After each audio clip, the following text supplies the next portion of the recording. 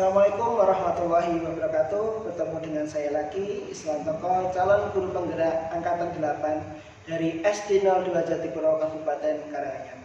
Di sini saya akan menampilkan tugas saya, tugas modul 1.4 aksi nyata saya. Silahkan menonton.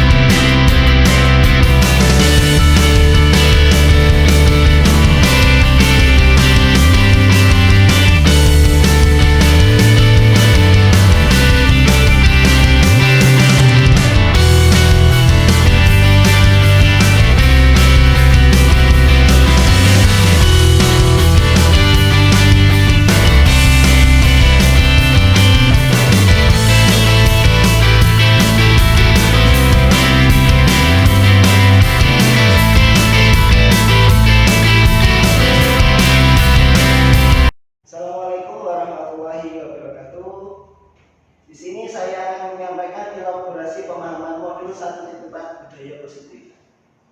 Agendanya adalah pembukaan kompetensi lulusan capaian umum dan capaian khusus, pemahaman inti, eksplorasi konsep serta refleksi. Nah, capaian umum modul 1.4 adalah memahami konsep pendidikan menurut Ki Hajar Dewantara dihubungkan dengan konsep budaya dan lingkungan positif di sekolah yang berpihak pada murid.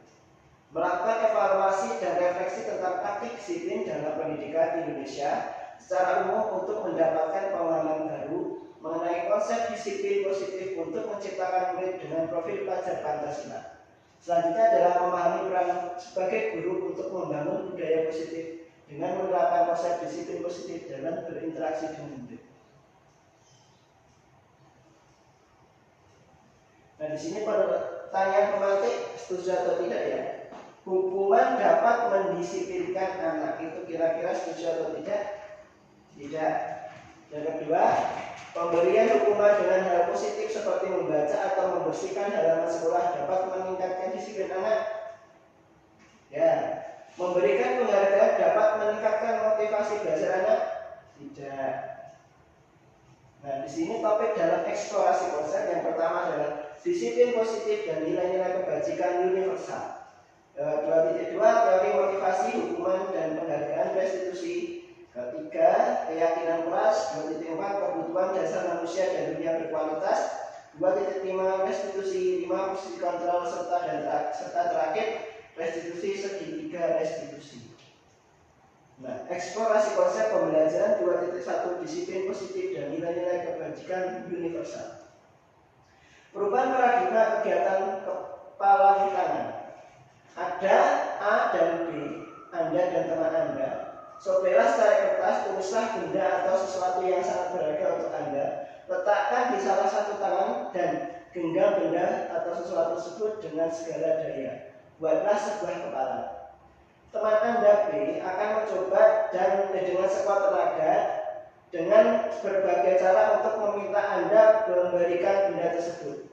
B bisa membujuk, mengancam, menghardik, merayu, menyuap, apa saja agar dapat membuka kepala tangan Anda. Apa yang terjadi? Nah, perubahan paradigma teori kontrol atau teori pilihan atau ilusi kontrol. Ilusi guru mengontrol murid. Yang kedua adalah ilusi bahwa kritik dan membuat orang merasa bersalah dapat menguatkan karakter. Selanjutnya ilusi bahwa semua penguatan positif efektif dan bermanfaat. Yang terakhir ilusi bahwa orang dewasa memiliki hak untuk memaksa. Perubahan paradigma stimulus respon teori kontrol atau teori pilihan. Siapa sesungguhnya yang memiliki kontrol? Stimulus respon, kita mencoba mengubah orang agar berpandangan sama dengan kita. Kalau teori kontrol atau pilihan adalah kita berusaha memahami pandangan orang lain tentang dirinya. Kalau stimulus respon, perilaku buruk dilihat sebagai suatu kesalahan. Tetapi pada teori kontrol, semua perilaku memiliki tujuan tertentu. Untuk stimulus respon, orang lain bisa mengontrol saya, tetapi Tetapi untuk teori kontrol, hanya Anda yang bisa mengontrol diri Anda. Stimulus respon, saya bisa mengontrol orang lain. Untuk teori kontrol, Anda tidak bisa mengontrol orang lain. Pemaksaan Anda pada saat rujukan gagal. Kalau teori kontrol, kolaborasi dan konsensus menciptakan pilihan-pilihan baru. Model berpikir menang atau kalah. Kalau teori kontrol adalah metode model berpikir menang. Nah, di sini disiplin positif ada teori kontrol, ada pilihan dari Dr. William Jackson. Anda tidak bisa mengontrol orang lain, hanya Anda yang bisa mengontrol diri Anda. Makna disiplin positif yaitu belajar kontrol diri dengan menggali potensi kita agar tercapai tujuan mulia, yaitu sesuatu menjadi seorang yang kita ingin berdasarkan nilai-nilai yang kita hargai. Nah, kalau teori kontrol itu semua perilaku itu memiliki tujuan. Nah, teori motivasi itu yang pertama untuk menghindari hubungan. Yang kedua adalah untuk mendapatkan imbalan. Ketiga untuk menghargai diri sendiri. Untuk 1 dan 2 adalah motivasi intrinsik, dan untuk yang ketiga adalah motivasi intrinsik. Nah, model berpikir menang, kolaborasi dan konsensus menciptakan pilihan-pilihan baru. 5 posisi kontrol, yaitu pertama adalah penghukum, kedua adalah pembuat rasa bersalah, ketiga teman, keempat memantau, dan kelima adalah manajer. Di sini ada segitiga restitusi. Yang pertama adalah menstabilkan identitas, yang kedua adalah validasi kebutuhan, ketiga adalah menanyakan keyakinan. Realitas atau kebutuhan kita berbeda. Kita berusaha memahami pandangan orang lain tentang dunia. Setiap orang memiliki gambaran berbeda. Nah, 5 kebutuhan dasar manusia adalah yang pertama, bertahan hidup, 2 penguasaan, ketiga kasih sayang dan rasa diterima, kesenangan, serta yang terakhir adalah lebih. Nah, apa makna disiplin?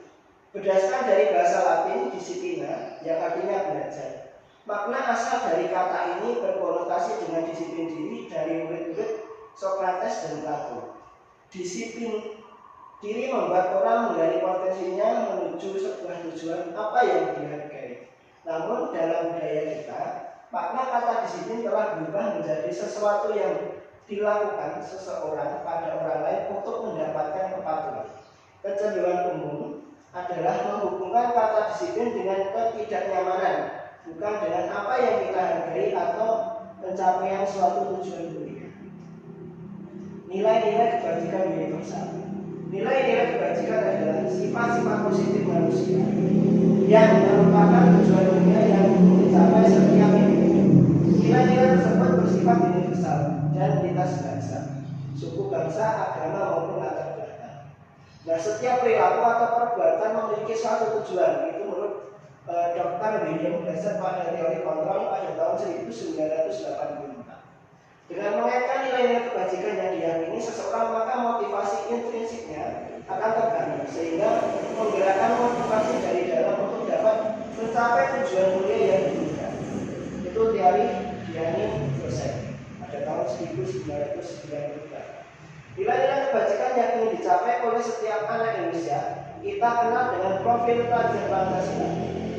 Apa saja, yaitu yang pertama adalah beriman, bertakwa, kepatuhan yang Maha Esa dan berakhlak mulia. Yang kedua adalah mandiri, ketiga bernalar kritis, keempat kebinekaan global, kelima gotong royong, dan terakhir adalah loyalty. Pembelajaran kedua adalah teori motivasi, hukuman, dan penghargaan serta restitusi. Teori motivasi perilaku manusia yaitu yang pertama, untuk menghindari ketidaknyamanan atau hukuman. Apa yang akan terjadi apabila saya tidak melakukannya?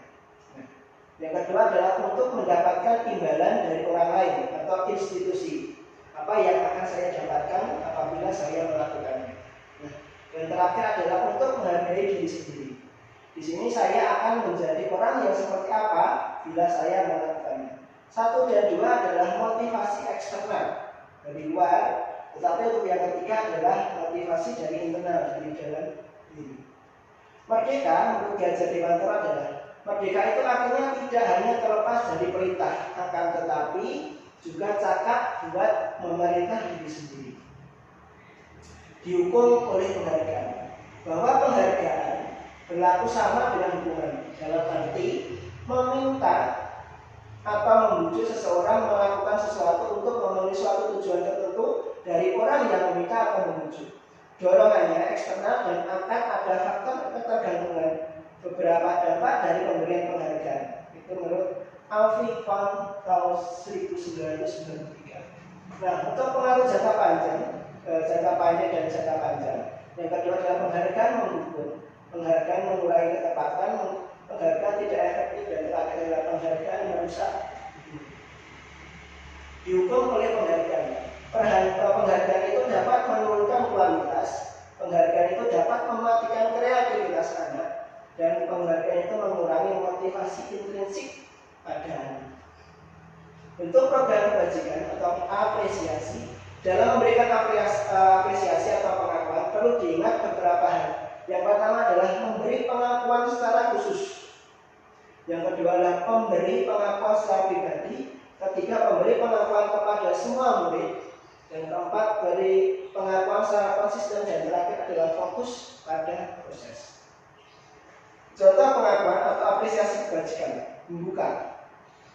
Kemarin saya perhatikan, saya menghargai, terima kasih untuk, nah itu untuk membuka. Nilai kebajikannya, rasa empatimu besar sekali.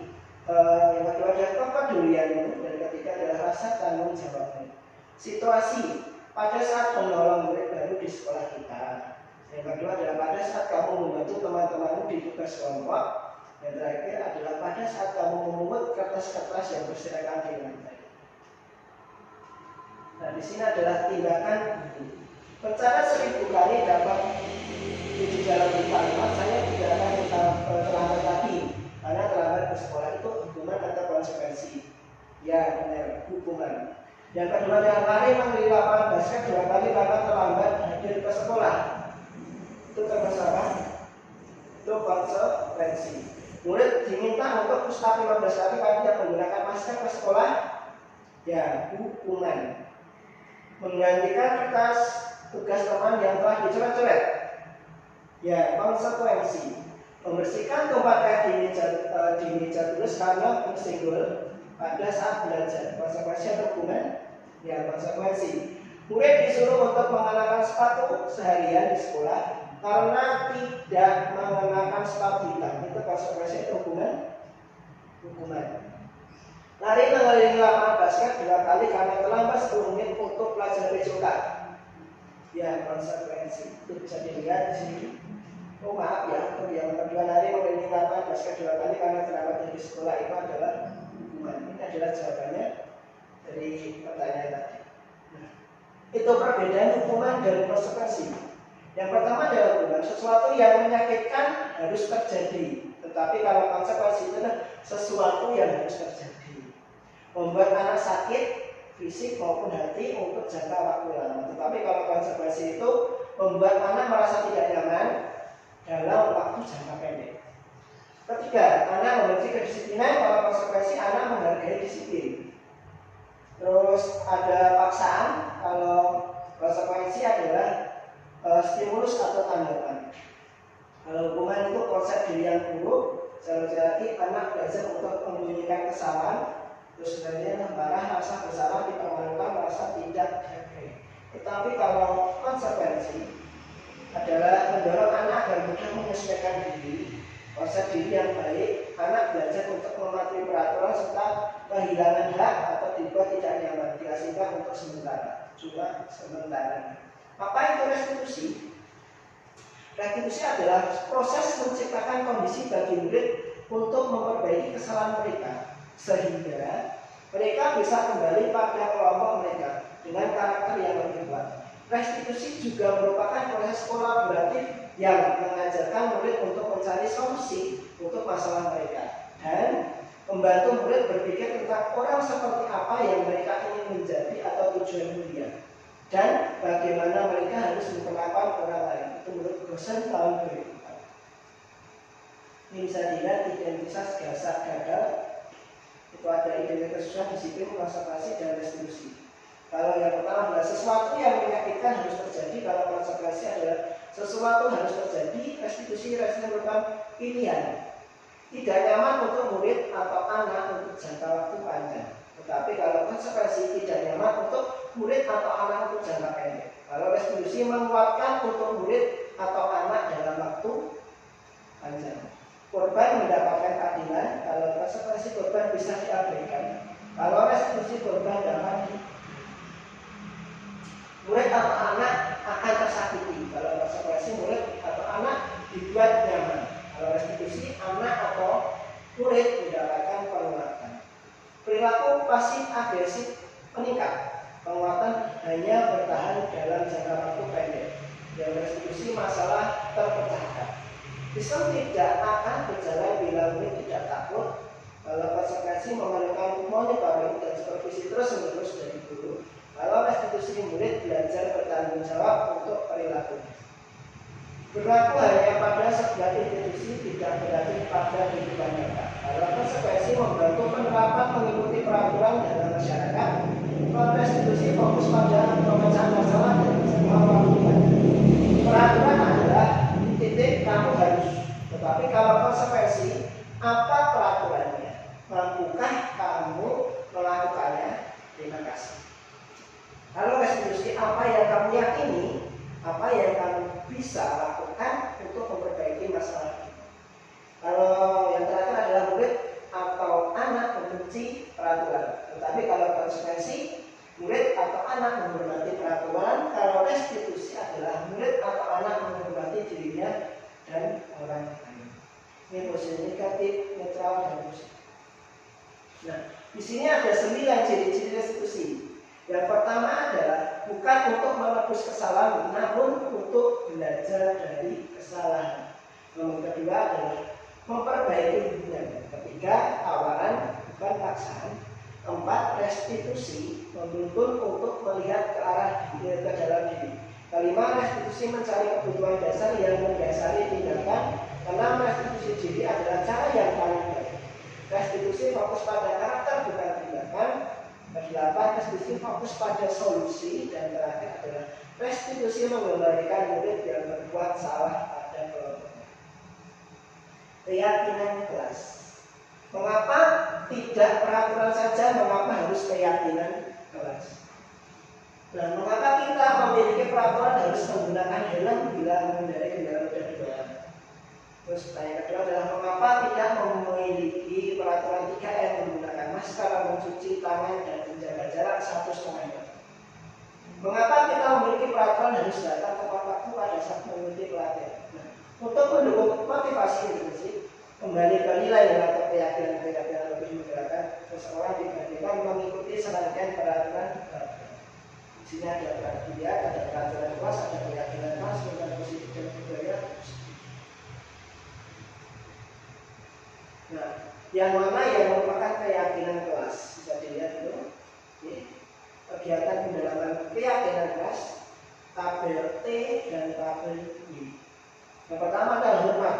Kami meyakini bahwa sangat penting untuk menghormati semua orang dan barang milik orang lain. Bekerja, kami meyakini bahwa sangat penting untuk mengerjakan segala kegiatan atau mengikuti kegiatan yang telah ditugaskan, diterima dan dimiliki. Kami meyakini bahwa sangat penting untuk merasa diterima pada suatu kelompok dan saling peduli satu dengan yang lain. Jadi ya, kegiatan pendalaman keyakinan kelas, tabel T dan Y. Itu ada hormat. Yang pertama adalah terdengar. Suatu yang berbicara, yuk bantu saya bantu. Kita bisa selesaikan ini bersama-sama. Terima, tolong ya, permisi, boleh saya pinjam, nanti akan saya segera kembalikan. Tapi kalau terlihat dengan mata, berempati terhadap perasaan orang lain, memegang barang milik orang lain hanya dengan izinnya, mendengarkan dengan seksama, senantiasa berbuat baik dan terakhir dalam perilaku. Kalau perilaku, tersenyum ramah, memberikan salam hormat, berjabat tangan, namaste, melakukan tangan di dada saling, memberikan ruang kerja serta postur tubuh yang benar. Itu kalau tabel T, hormat, tampak seperti itu datang tepat waktu, menyapa teman dan guru setiap hari, mengembalikan barang-barang teman yang telah dipinjam dan mengucapkan terima kasih, dan sebagainya. Kalau tampak tidak seperti adalah sering hadir terlambat, ta'ajub kepada teman dan guru, tidak mengembalikan barang yang telah dipinjam dan meletakkan sembarangan. Kalau bekerja tampak seperti tekun bekerja dan menyimak guru, menyerahkan tugas tepat waktu. Tetapi kalau tidak tampak seperti tidak mendengarkan guru dan belajar ta'ajub, selanjutnya adalah tugas kita, tugas tidak diberikan. Di sini ada peraturan dan keyakinan kelas. Selalu kembalikan buku ke tempatnya itu kalau keyakinan kelas adalah bertanggung jawab. Dilarang mengganggu orang lain kalau keyakinan kelas adalah menghormati orang lain. Jadi di sekolah 15 menit sebelum pembelajaran dimulai. Kalau keyakinan kelas menghormati orang lain dan berkomitmen. Kalau dilarang melakukan kekerasan, kalau keyakinan kelas adalah keselamatan menghormati orang lain. Kalau peraturan dilarang menggunakan narkoba, keyakinan kelasnya adalah kesehatan. Kalau bergantian atau menunggu giliran, kalau keyakinan kelas adalah menghormati orang lain dan bersabar. Menggunakan masker, kalau keyakinan kelas adalah kesehatan, keselamatan dan jangan berlari di kelas atau koridor. Itu kalau keyakinan kelasnya adalah keselamatan dan keamanan. Kebutuhan dasar manusia dan dunia berkualitas. Kebutuhan manusia itu ada 5. Yang pertama adalah bertahan hidup, yang kedua adalah kasih sayang dan rasa terima kasih, penguasaan, kebebasan, serta yang terakhir adalah kesenangan. Selanjutnya adalah 5 posisi kontrol. Yang pertama adalah sebagai penghukum, membuat rasa bersalah, teman, memantau atau bisa dilihat di sini kalau penghukum, menghadir, menunjuk-nunjuk, menyakiti, membunuh. Tapi kalau membuat rasa bersalah itu berceramah dan mengatakan seharusnya, atau ibu kecewa atau bapak kecewa. Kalau sebagai teman adalah membuat alasan-alasan untuk muridnya. Kalau pemantau menghitung atau mengukur dan manajer adalah mengajukan pertanyaan-pertanyaan. Nah, di sini ada lagi guru berkata, kalau penghukum kalau kamu tidak melakukannya, awas ya, rasakan. Tapi kalau membuat rasa bersalah, kamu seharusnya kamu sudah tahu ibu lelah sekali mengatakannya, ibu stres. Terus kalau teman, ayolah lakukan demi ibu. Masa kamu tidak mau? Ingat, tidak, ibu pernah bantu. Kalau pemantau atau peraturannya. Tapi kalau manajer, guru berkata apa yang kita yakini, apa yang kita mau kerjakan untuk memperbaiki masalah ini. Nah, untuk hasil adalah memberontak, menyalahkan orang lain, berbohong. Tetapi kalau membuat rasa bersalah itu menyembunyikan, menyangkal, berbohong. Kalau sebagai teman adalah ketergantungan. Kalau sebagai pemantau menyesuaikan diri bila diawasi, dan terakhir kalau sebagai manajer akan menguatkan diri. Nah, kaitan dengan dunia berkualitas, kalau penghukum murid meletakkan guru di luar dunia berkualitas. Kalau itu rasa bersalah, murid meletakkan guru di dalam dunia berkualitas. Kalau teman, murid meletakkan guru di sebagai orang yang sangat penting di dunia berkualitas. Kalau sebagai pemantau, murid meletakkan guru, peraturan dan hukum di dunia berkualitas. Kalau manajer, murid meletakkan dirinya sebagai individu yang positif dalam dunia berkualitas. Murid berkata, kalau penghukum biarkan saja, nanti juga marah-marah lagi. Kalau merasa bersalah, murid akan berkata, maafkan saya. Kalau teman, saya berpikir bapak atau ibu teman saya ternyata begitu. Kalau sebagai pemantau, murid berkata, berapa banyak bintang yang saya harus bayar, berapa halaman yang harus saya tulis. Tetapi kalau manajer, murid berkata, bagaimana caranya saya bisa memperbaiki keadaan. Dampak pada murid, kalau penghukum adalah mengulangi kesalahan, terus membuat rasa bersalah itu merasa rendah diri. Kalau sebagai teman, lemah, tidak mandiri, dan tergantung. Selanjutnya kalau pemantau menitik beratkan pada sanksi atau hadiah untuk diri. Tetapi kalau manajer mengevaluasi diri, bagaimana cara memperbaiki diri. Nah, di sini ada tugas, ada pertanyaan-pertanyaan. Saya kecewa sekali dengan kamu. Siapa yang mengatakan membuat orang merasa salah? Kalau kamu tidak benar, kamu tidak pernah benar melakukannya, itu adalah sebagai penghukum. Ayolah, lakukan demi ibu atau bapak itu adalah sebagai teman. Apa yang kamu mau mendapat sikap bukan hal ini sebagai pemantau. Bagaimana kamu bisa menyelesaikan masalah ini adalah sebagai manajer. Kamu selalu yang paling terakhir adalah penghukum. Nah, peraturan pemantau konsekuensi atau hadiah itu nilai manajer memperbaiki. Kalau kamu tidak, saya akan pada diberikan konsekuensi untuk membuat tidak. Apa yang kamu yakini bagaimana memperbaiki masalah ini adalah memperbaiki yang berdua mendapatkan apa yang kita segitiga restitusi itu adalah tiga langkah. Yang pertama adalah penstabilan identitas. Kedua, validasi kebutuhan ketika dalam menanyakan keyakinan. Untuk membuat anak merasa gagal karena bersalah menjadi positif terhadap dirinya. Yang pertama adalah menstabilkan identitas. Guru berkata, berbuat salah itu hal yang manusiawi. Tidak ada manusia yang sempurna. Bapak Ibu tidak pernah berbuat salah. Kita pasti bisa menyelesaikan permasalahan ini. Bapak atau Ibu tidak tertarik untuk mencari tahu siapa yang benar atau yang salah. Bapak Ibu lebih tertarik untuk menyelesaikan masalah. Kalau kamu menyelesaikan, kalau kamu menyalahkan diri sendiri terus-terus, apakah kamu bersikap baik pada diri?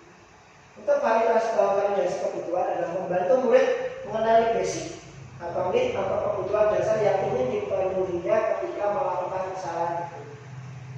Pada dasarnya, setiap tindakan manusia tujuannya adalah memenuhi kebutuhan dasar. Apakah itu penguasaan, kebebasan, kasih sayang, dan rasa diterima, kesenangan atau bertahan.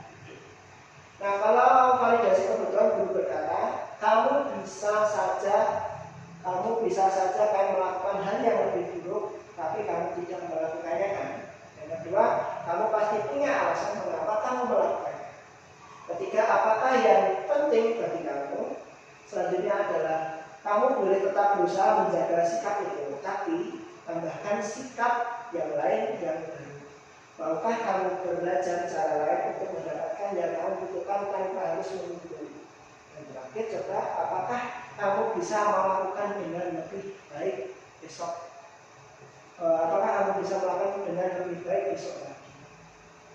Dan terakhir adalah menanyakan keyakinan. Nah, anak melihat kesalahannya dihubungkan dengan norma sosial dan nilai-nilai yang mendasari manusia berinteraksi dengan orang lain.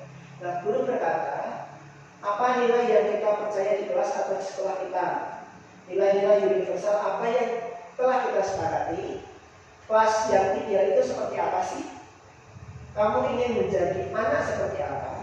Apa yang kamu rasakan ketika kamu melakukan itu? Dan terakhir, kamu menjadi orang yang seperti apa?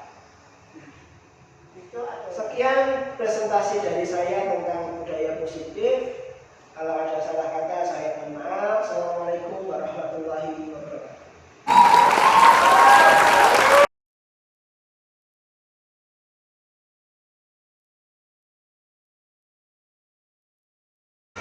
Ya, selamat pagi anak-anak. Selamat pagi Pak Guru. Nah, untuk mengawali kegiatan pada pagi hari ini, kita akan membuat sebuah kesepakatan kelas. Kita akan membuat kesepakatan kelas. Nah, nantinya kalian akan menuliskan peraturan-peraturan yang tidak boleh kalian lakukan di dalam kelas. Contohnya, misalnya dilarang membuang sampah sembarangan. Nah, nanti kalian tulis di sini, kemudian kalian tempelkan di papan tulis. Ya. Dikerjakannya sendiri, ojo padha karo kancane. Turunan. Turunan iki turunan. Bapak dulu bagi kaki ya. Satu. Nggak usah. Kasih nama, Pak. Boleh kasih nama aja nggak apa-apa. Kecil aja ya puisi ya.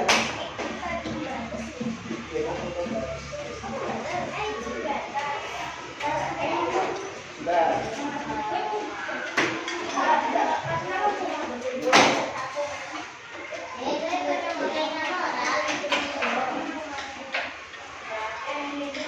Yang lainnya ini saya semua. Ya yang dapat bisa langsung ditulis di situ.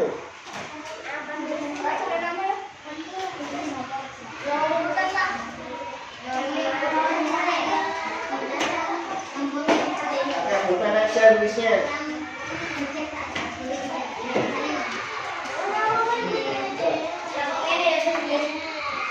Ya sudah ditulis yuk. Kalau sudah nanti kalian tempelkan di sini.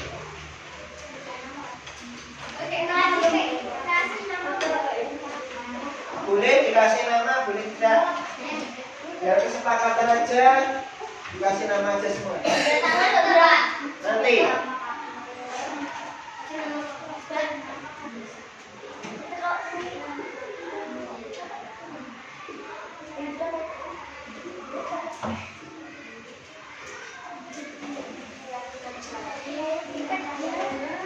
Kalau sudah langsung kalian tempelkan di sini aja. Ya. Belum?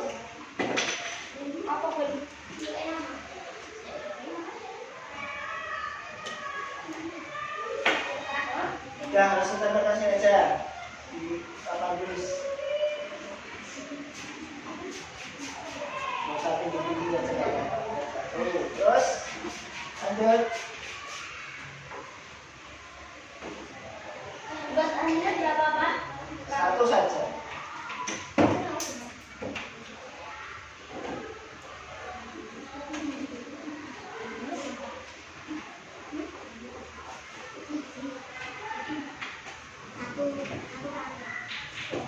Satu, dua, satu paragraf, satu peraturan aja.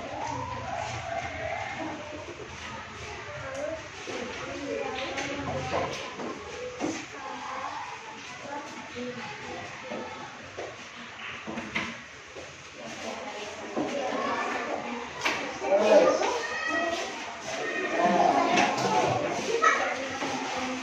Terima kasih aja kalau di bawah, nggak apa-apa di bawah.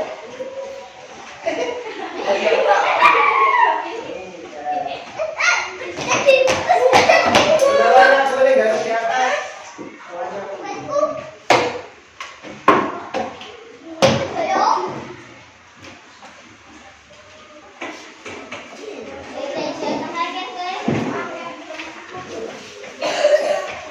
Nggak apa-apa, sama nggak apa-apa nanti.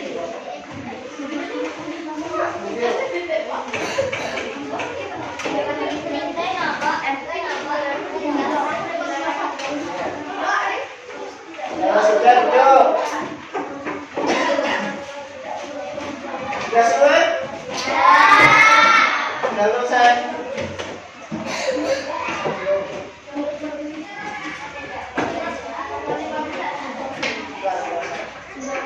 Sudah. Nah, sini ada 15 ya. Sudah belum? Sudah.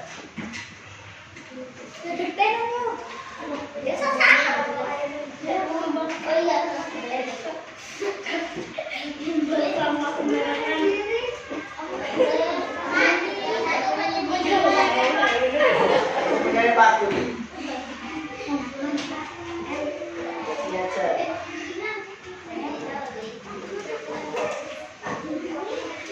Ini juga.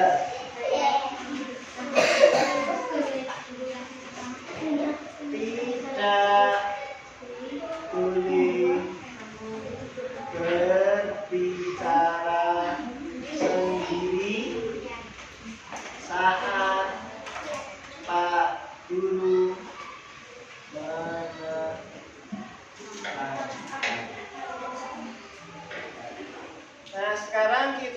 kelompokkan, gitu. Ini kan tadi masih mungkin ada yang sama. Tidak boleh gojek saat Pak Guru tidak ada. Sama tadi yang ya.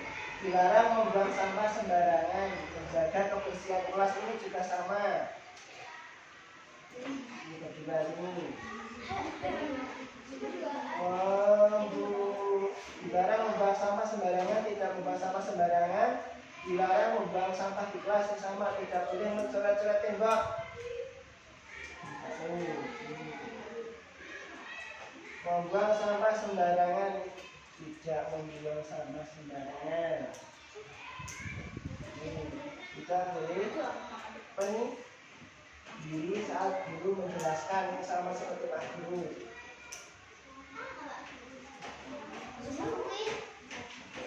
Namanya tidak boleh makan di dalam kelas, dilarang gojek atau rame Pak Guru tidak ada. Ini sama. Tidak boleh membuang sampah sembarangan, sama di sini. Dilarang membuang sampah sembarangan juga sama. Tidak makan di dalam kelas. Membuang sampah sembarangan banyak banget ya. Tidak boleh membuang sampah sembarangan. Tidak boleh makan di kelas.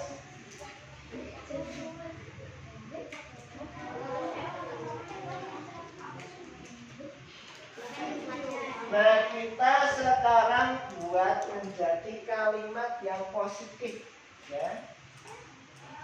Misalnya ini, dilarang gojek atau rame saat Pak Guru tidak ada. Kata-katanya yang bagus apa? Apa? Dilarang gojek.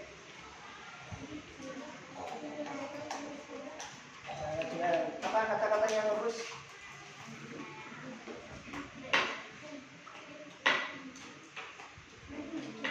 Kalian tulis apa ya?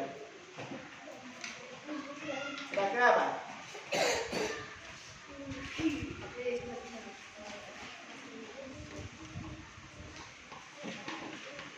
Tenang, ini ya, tenang saat Pak Guru tidak ada di kelas. Bisa. Yang dua, ini dilarang membuang sampah sembarangan. Kita ganti kata-katanya apa kira-kira? Membuang? Ya, membuang sampah pada tempatnya.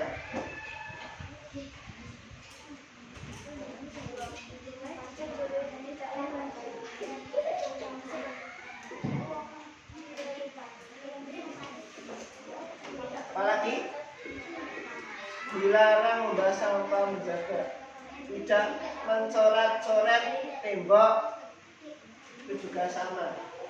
Dan tidak mencoret-coret tembok itu kira-kira apa? Menjaga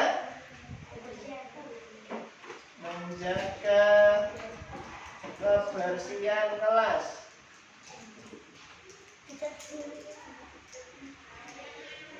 Nah, apalagi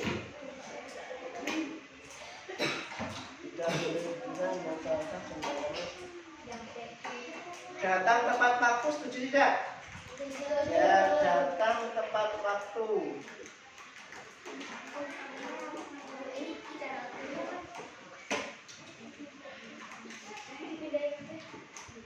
Terus pakaiannya kira-kira gimana pakaian?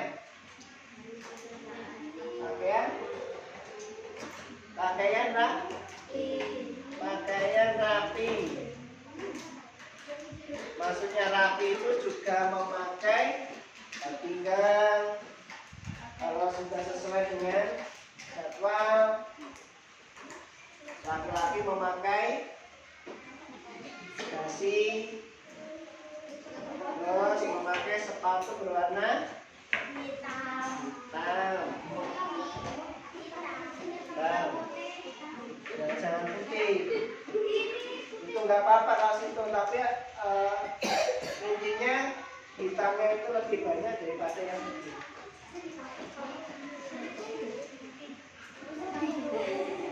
tidak boleh makan di dalam kelas. Kita ganti apa? Makan saat jam istirahat saja ya.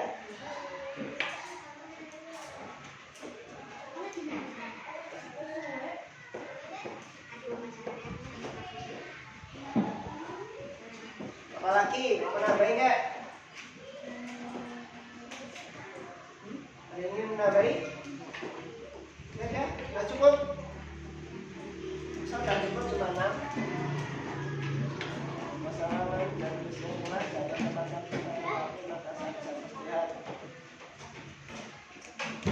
kira-kira sesama teman harus bagaimana?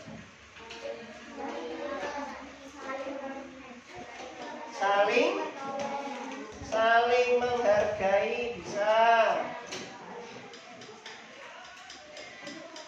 Apalagi? Pak.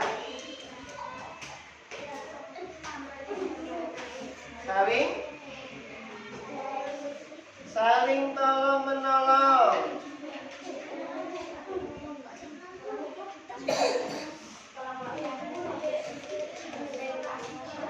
Ada lagi?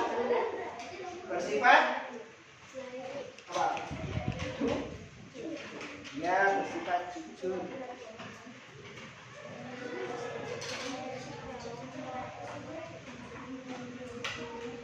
Maksudnya bersifat jujur itu misalnya kalau kalian mengerjakan tugas yang dikerjakan sendiri, tulis kalian sendiri, jangan orang tua. Terus kalau berbicara juga harus sing jujur, tidak boleh berbohong. Pada saat misalnya pas ujian dia mengerjakan sendiri. Ini bersifat jujur. Dari ke-9 keyakinan kelas kira-kira masih ada koreksi tidak? Atau misalnya ada yang tidak setuju? Oke, yang pertama dulu, tenang saat Pak Guru tidak ada di kelas, setuju atau tidak? Setuju? Setuju. Nomor 2, membuang sampah pada tempatnya, setuju tidak? Setuju. Yang ketiga, menjaga kebersihan kelas. Setuju. Datang tepat waktu. Setuju. Pakaian rapi. Setuju. Nomor 6, makan saat jam istirahat. Setuju. Nomor 7, saling menghargai. Setuju? Tidak. Jadi nanti kalian tidak boleh ada kata-kata membuli. Itu Pak Guru itu juga sering dengar. Anak-anak itu sering membulinya gini, memanggil nama dengan sebutan nama orang tua. Itu ada nggak di kelas? Jangan sampai ya, Pak Guru itu masih dengar misalnya ada ayah yang namanya misalnya Pak Ijo. Yang temennya Ijo Pak Ijo, tidak kok. Ini kok nek kualat, jenenge wong tuweke aja dibodoh lah. Terus saling tolong menolong, ya temenin lagi kesusahan ya kita bantu. Nek misalnya temen kuwi lali ra nggawa duit ya dijajaki. Enggak kata apa ya sama. Ini kita minta baik-baik aja. Nek misalnya perhatikan utawa kalian lupa tidak membawa uang saku matur karo Pak Guru. Orang kita Pak Guru kabeh tak kei 1000 porong ini tak kei. Ya. Terus yang ke-9 bersifat jujur. Setuju tidak? Nah, kalau kalian setuju dengan ini, nanti Pak Guru minta tanda tangan kalian itu bukti kalau kalian setuju. Nanti Pak Guru berikan kertas. Nanti kalian tanda tangan di situ berarti kalian setuju. Kalau kalian setuju berarti kalian harus mematuhi keyakinan kelas yang kita buat. Nah nanti keyakinan kelasnya itu kita tulis di kertas karton. Pak Guru punya tapi belum Pak Guru taruh sini. nanti kita buat di situ, nanti kita tinggal tempelnya aja di kertas karton.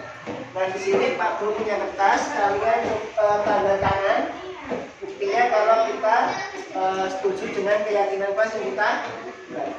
Oke. Di sini enggak tanda tangan.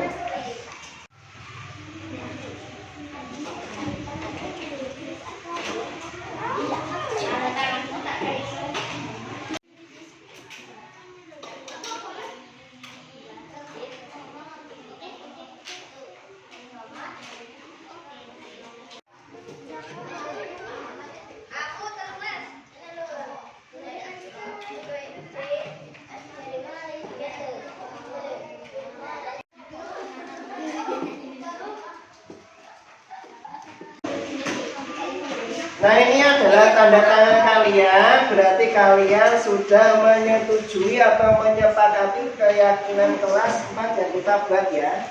Nah, diharapkan nanti kalian mentaati semua, tidak ada yang melanggar. Setuju? Ya. Terima kasih atas partisipasi kalian.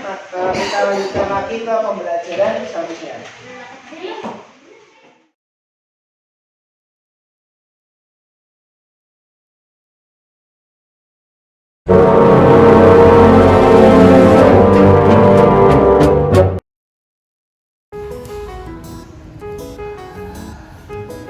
Kamu nomor berapa sih?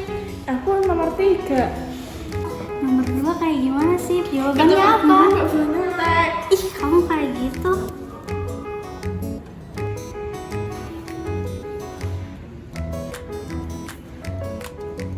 Selamat siang Megan. Siang, Pak. Megan tahu tidak alasan Pak Guru itu menyuruh Megan ke sini?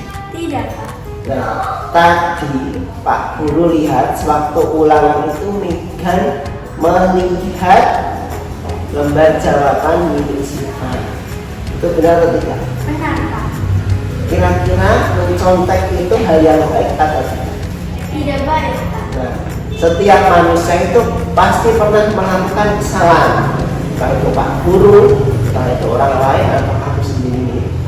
Mencontek itu Pak Guru juga pernah mencontek waktu ya masih sekolah juga pernah. Nah di sini tuh Pak Guru tidak menyalahkan kamu atau menyudutkan kamu. Di sini Pak Guru itu mengasih atau apa namanya mencari solusi agar Megan itu tidak mencontek lagi saat ujian atau saat ulangan. Nah Megan pasti tahu atau alasannya kenapa Megan tadi mencontek. Alasannya apa kalau Pak Guru bilang? Semalam Megan tidak belajar, Pak. Semalam tidak belajar. Karena apa? Tidak belajar. Main atau ketiduran? Main apa, Pak? Main HP.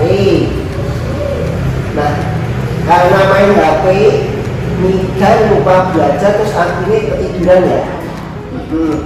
Nah, Megan ingat tidak apa itu namanya keyakinan kelas kita yang kita buat sebelum pembelajaran dahulu kita mulai. Ingat? Ingat, Pak. Apa itu? Selalu jujur dalam tindakan, Pak. Selalu jujur dalam tindakan. Kira-kira mencontek itu tindakan jujur atau tidak? Tidak, Pak. Megan tahu ya kalau mencontek itu tindakan yang tidak jujur. Nah, kira-kira hal apa yang Megan lakukan agar tidak mencontek lagi? Belajar dengan rajin agar nanti saat ujian bisa mengerjakan, percaya diri atas jawaban yang Megan pilih, serta mengerjakan semampunya. Nah, kira-kira kapan itu akan dilakukan? Mulai hari ini, Pak. Janji ya sama Pak Guru ya. Nah, baik, terima kasih Megan. Pak Guru yakin Megan dapat menjadi pribadi yang lebih baik lagi, menjadi siswa yang jujur dan dapat membanggakan kedua orang tuanya. Terima kasih Megan atas kedatangannya. Semoga nanti Megan berubah lagi, tidak mencontek lagi ya. Terima kasih. Kasih Megan. Ya, terima kasih.